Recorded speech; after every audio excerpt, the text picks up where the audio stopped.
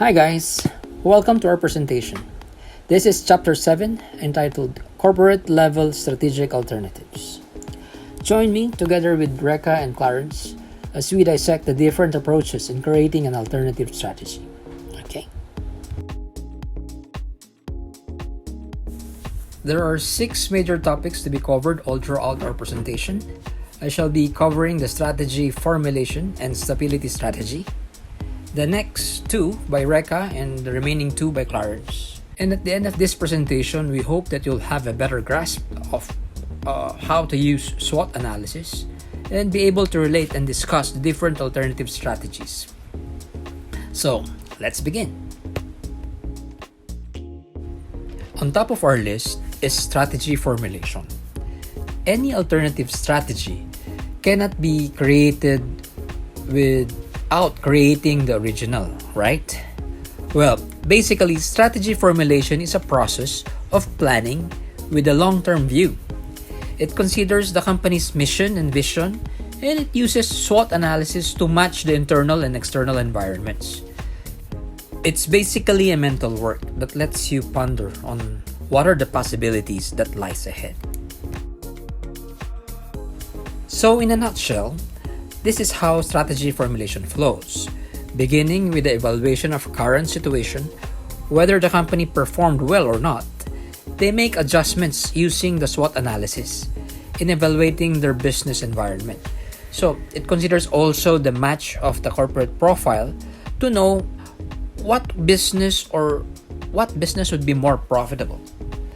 Then, after having a clear vision of the goal, the alternative strategies will be considered to ensure that the efficient achievement of that long-term goal will be assured.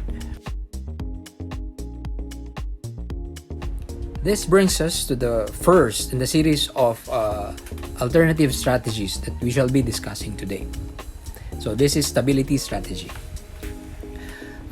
For some firms, they adopt a strategy opting to do no change with their business operation, meaning they would continue to serve the same customers, maintain the same size of operation, and use the all too familiar technologies.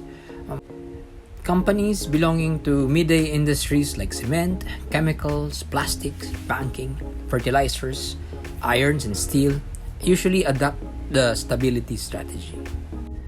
There are 2 common methods that corporations use to ensure stability. One is stability through diversification, and the other one is achieved via stability through minor functional strategies. When we talk about diversification, the companies venture into another type of business other than their current operation. They do this especially when they're experiencing volatilities. They are pushed to diversify in order for their business to be stable. One classic example of this is San Miguel Foods Corporation. They used to be the biggest swine and poultry integrators in the Philippines, owning brands like Monterey and Magnolia Chicken. But back in 2019, when the country was hit by the deadly African swine fever, it wiped out 90% of the swine population in Luzon.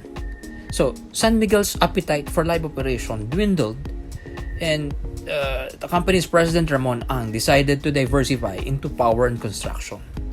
They were not hit by ASF, but they deliberately hunkered down to minimize the potential losses, and so they diversified in order to recover any dwindling business that they got.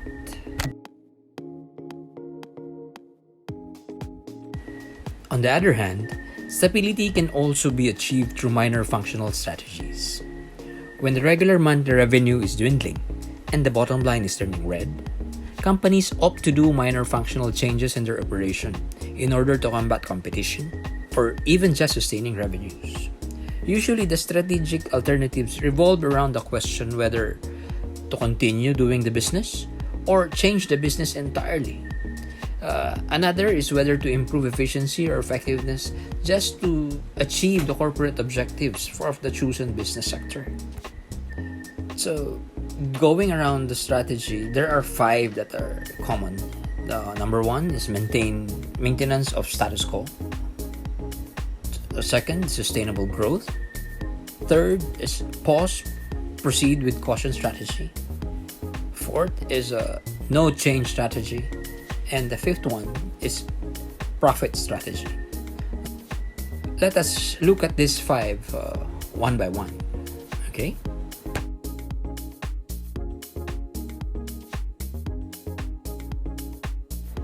The first one is maintenance of status quo. In here, the firms adopting the strategy to maintain the same level of operations. These are usually small business firms that desire satisfactory level of operation rather than having growth.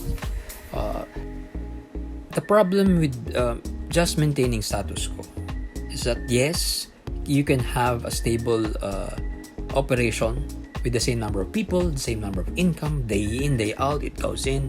However, what is constant, you remember, is change. Well, like for example, the value of money now is more expensive than it was before. So, and inflation goes up. So if you only keep your operation the same, time will come that you will lose money because of other factors that will affect your business. So, maintaining status quo might not be the perfect solution in every situation.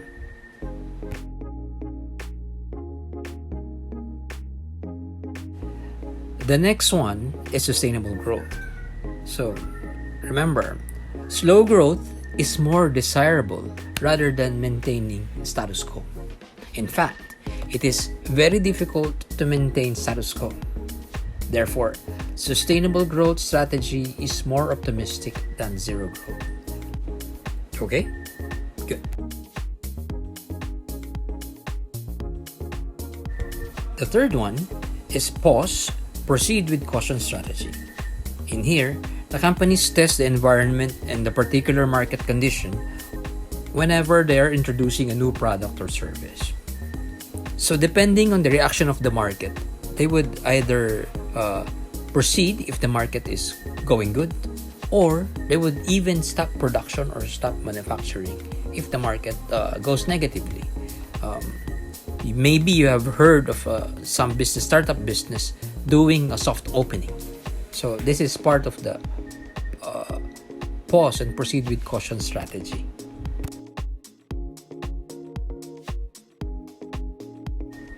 Number 4 is no change strategy. In here, companies continue the same strategy until the internal environment or external environment remains more or less constant. Even though there would be minor changes in the environment like the enhancement of opportunities or threats, there would also be an offset by the entry of new firms into the industry or exit of existing firms from the industry. In other words, when the opportunities increase in the form of increase in demand, new firms enter the industry. Then, on the other hand, in the case of increase in threats, in the form of decline in demand, usually existing firms exit the industry.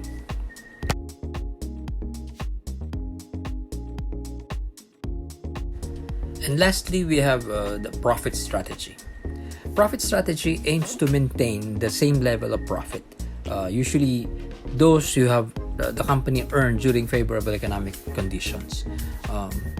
Even with uncertain and unfavorable economic conditions, they would declare a good profit by window dressing. Thus, the company it would show good in terms of paper, even if in reality they're not. So how do they do this? One is by boosting up sales or revenue by presenting gross sales. Another one is reducing operating expenditure. 3 is presenting the income earned through sales of assets as operating expense. Another one is by reducing depreciation amount or using different method of calculating depreciation. And there's also the presenting of bad debts as debtors. So this is like a dark side of doing business, but sometimes they have to do it. But companies should use this strategy with caution.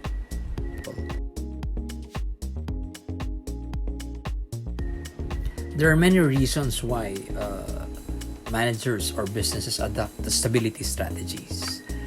But despite these reasons for adopting them, there is a danger of pursuing the stability strategy.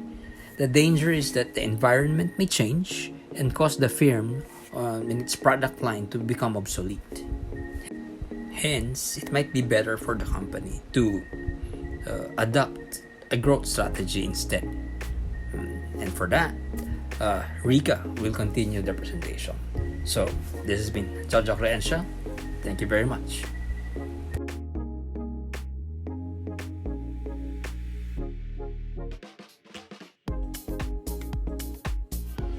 Good evening, everyone. So I'll be the one to discuss the growth strategies and retrenchment strategies.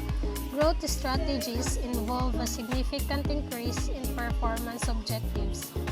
These strategies are adopted when firms remarkably broaden the scope of their customer groups, customer function, and alternative technologies, either singly or in combination with each other. Organization may select a growth strategy to increase their profits, sales, or market share. They also pursue a growth strategy to reduce the cost of production per unit.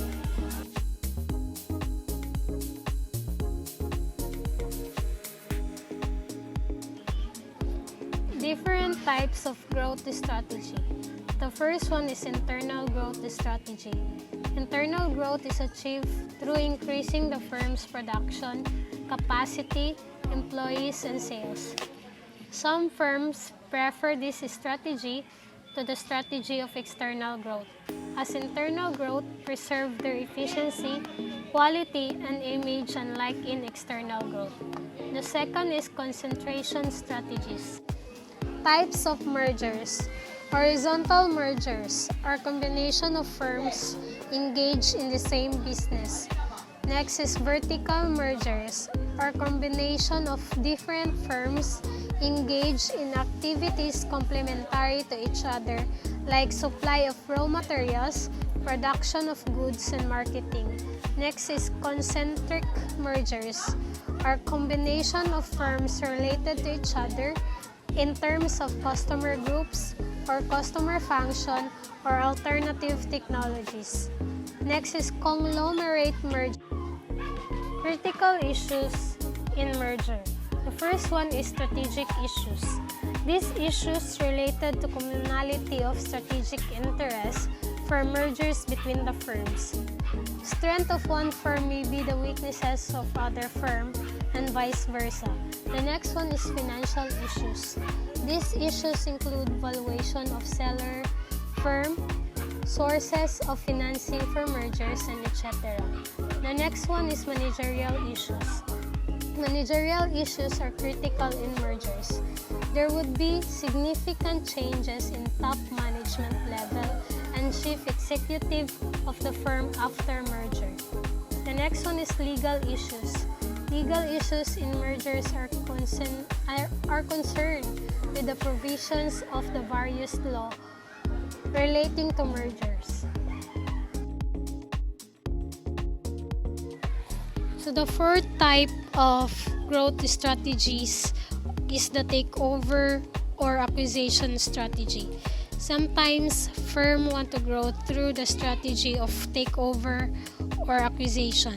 Takeover is defined as the attempt of one firm to acquire ownership or control over another firm's against the wishes of the latter's management.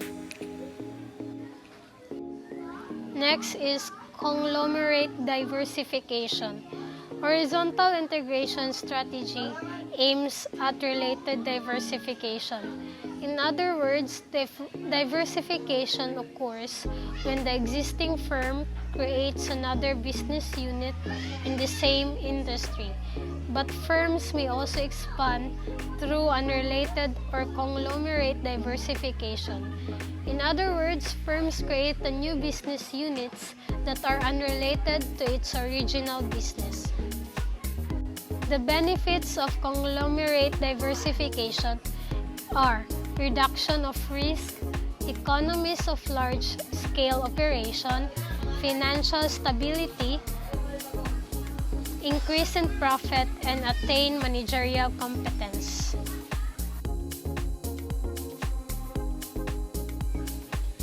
Vertical integration. Vertical integration in which new product and or services which are complementary to the existing product or services lines are added. Vertical integration is characterized by the extension of the company's business definition in three possible directions from the existing business. These three are the backward integration, forward integration, and both backward and forward integration. Joint ventures. Joint ventures are partnership in which two or more firms carry out a specific project or cooperate in a selected area of business.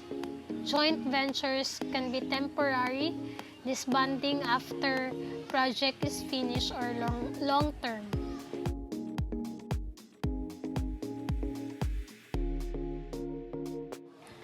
Types of joint ventures. Number 1, formation of a joint venture between two firms of the same industry of the same country. Number 2, formation of a joint venture between two firms of different industry but of the same country. Number 3, formation of a joint venture between two firms of two countries locating the business in the domestic country. Number 4, formation of a joint venture between two firms of two countries locating the business in the foreign country. The last one is formation of a joint venture between two firms of two countries and locating the business in the third country.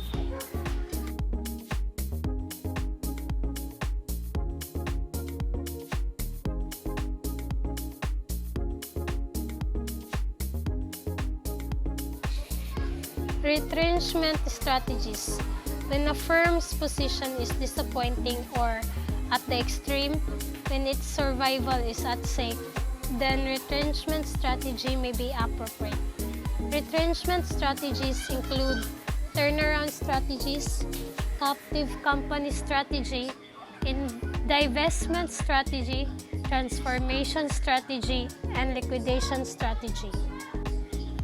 Turnaround strategy. The aim of turnaround strategy is to transform the organization into a leaner and more effective business. Turnaround means reversing the negative trend.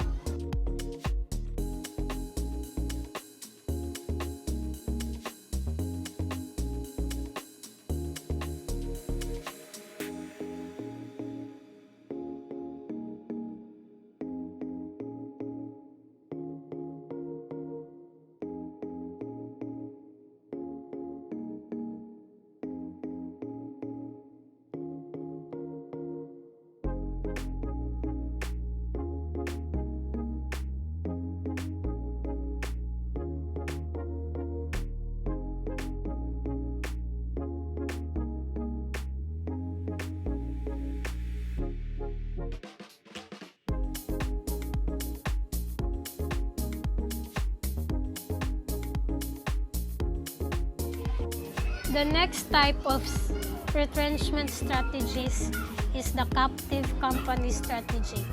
This strategy is pursued when a firm sells the majority of its product to one customer, who in turn perform some of the function normally done by an independent firm.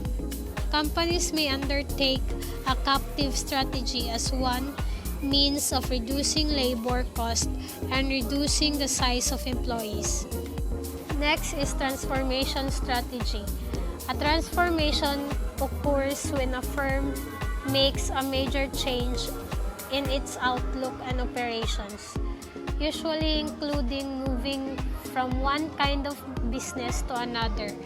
These strategies are difficult to implement because they require a great deal of flexibility on the part of the entire organization. The next one is the divestment strategy. The company sells or spins off one of its business unit under the divestment strategy. Divestment strategy is usually adopted when the company is performing poorly or when it no longer fits the company's strategic profile. The last one is liquidation strategy. This strategy includes closing down a business organization and selling its assets. Adoption of this strategy implies the total failure of the firm. The next topic will be discussed by Mr. Seriales.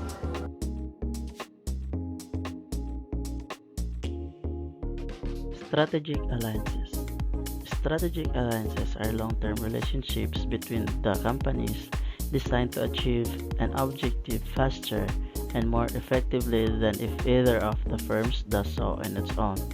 Strategic alliances are like teams that contribute to synergy. A strategic alliance is an arrangement between the two companies to undertake a mutually beneficial project while each retains its independence.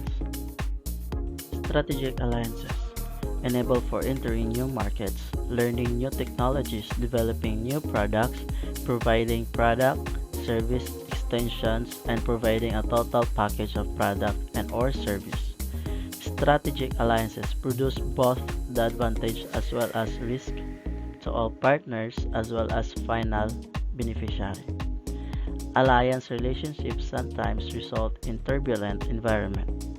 Hence, the partners have to coordinate the activities carefully and collaborate with each other efficiently.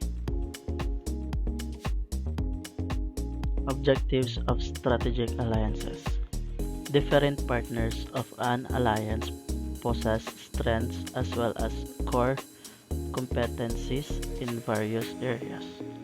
In fact, the area of strength of one partner would be the area of weakness of another partner. In other words, one partner is strong in production and weak in marketing, and vice versa would be true in case of another partner.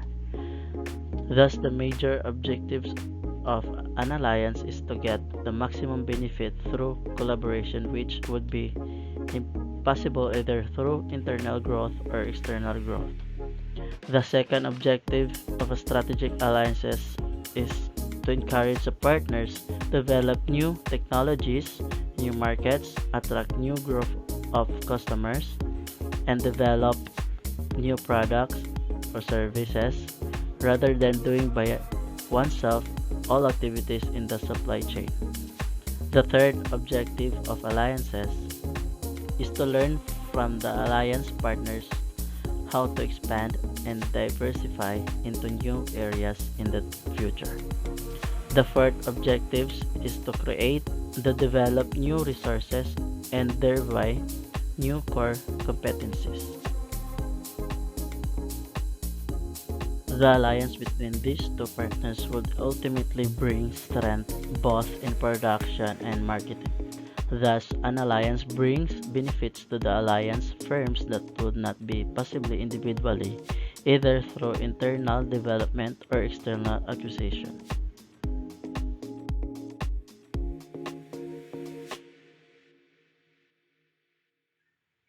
So, the fifth objective of alliances is to reduce the cost of establishment and operations. Firms can reduce the cost of implementing a strategy by partnering with an experienced firm in the core area of operation. The sixth objective is to minimize or avoid risk. Firms invariably have to bear heavy risk if they develop areas of strategic alliances. It allows partners to scale quickly, build innovative solutions for their customers, enter new markets, and pull valuable expertise and resources.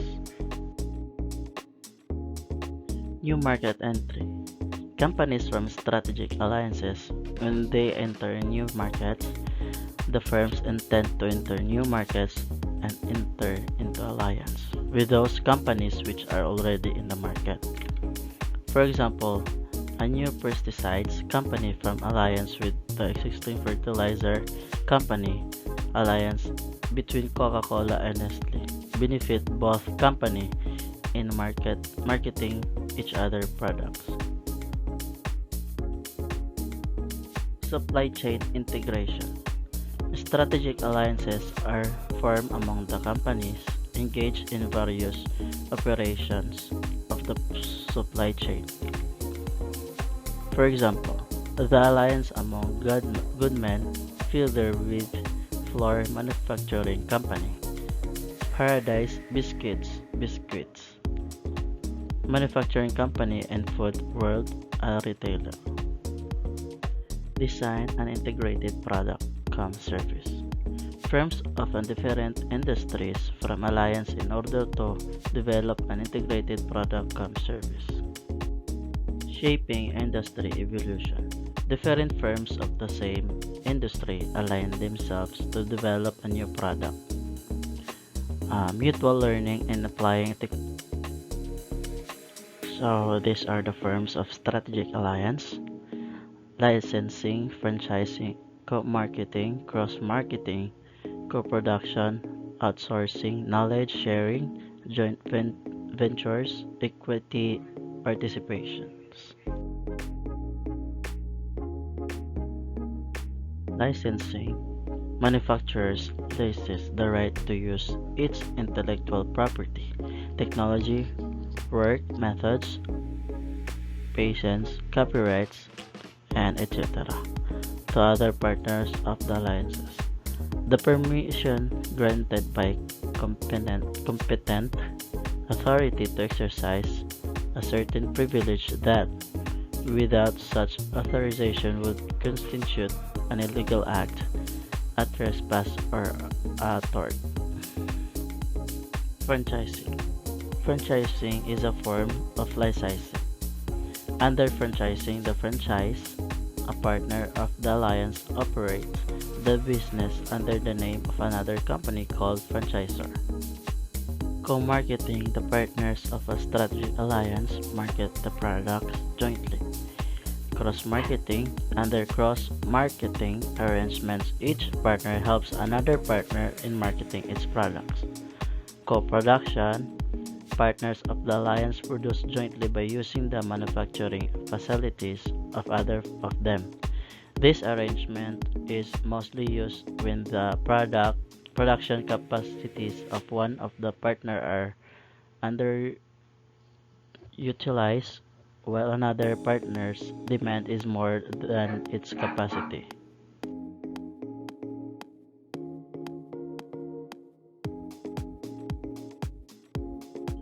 So outsourcing. Outsourcing is the long-term contracting out of non-core business processes to an outside provider to help achieve increased shareholders' value, availability of high qualified skill pool, and So strategic alliances, advantage and disadvantage. So these are the advantages. Win-win outcomes. Alliances and collaborative arrangements normally result in win-win outcomes to the parties. Alliances help in racing against rivals for market leadership. Alliance help in acquiring new competencies, improve supply chain efficiently, and gain economies of scale. Alliances help in entering critical markets and building a potent market presence. Alliances help in gaining knowledge about unfamiliar markets and cultures through alliances with local markets. Alliance help in acquiring skills and competencies that are concentrated in certain geographical locations like software design in USA and back-end facilities in India. Alliances help in acquiring new technologies, new expertise, and competencies faster than that would be possible through internal efforts. Strategic alliances produce not only advantages but also result in certain risk, costs, and losses. So these are the disadvantages: increase in incapability of partners, risk of knowledge skill drain, risk of independence, cost of coordination, cost of learning, cost of inflexibility, cooperation and competition, shifting loyalties of staff.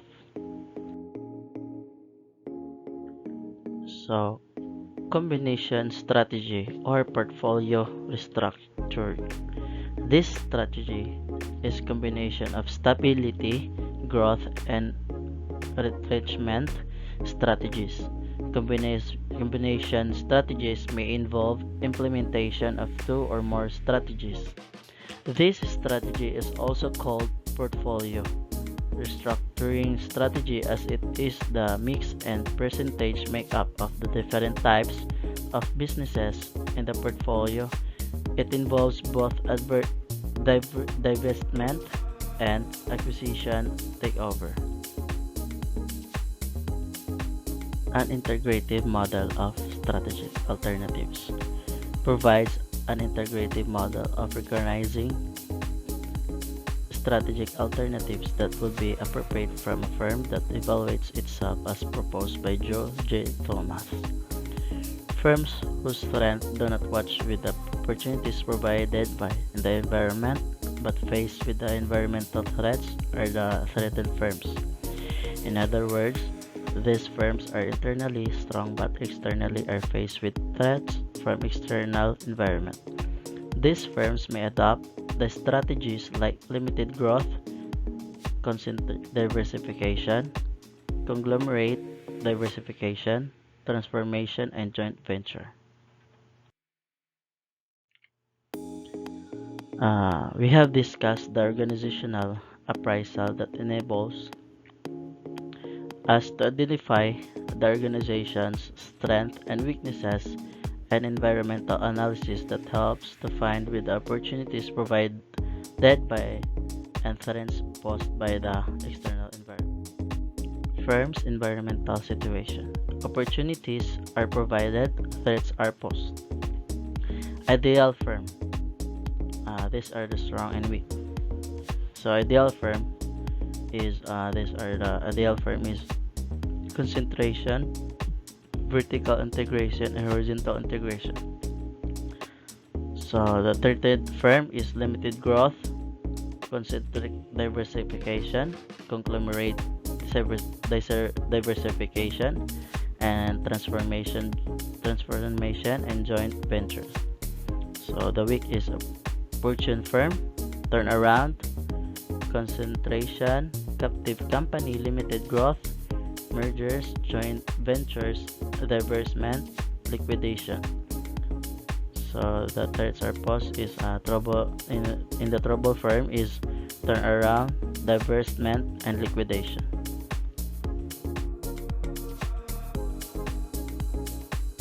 So opportunities are provided. The internally weak firms provided by environmental opportunities are opportune firms. These firms can adopt the strategies like turnaround, concentration, captive firm, limited growth, mergers, joint ventures, divestment, liquidation. So the threats are posed. The internally weak firms posed, which are the threats by environment, are trouble firms. These firms can adopt the strategy of turnaround, divestment, and liquidation. Leverage buyouts have allowed firms to divest unprofitable segments of a business by selling them to entrepreneurs who often are able to return the segments of profitability. So these are the points to be remembered. Strategy formulation is often referred to as strategic planning.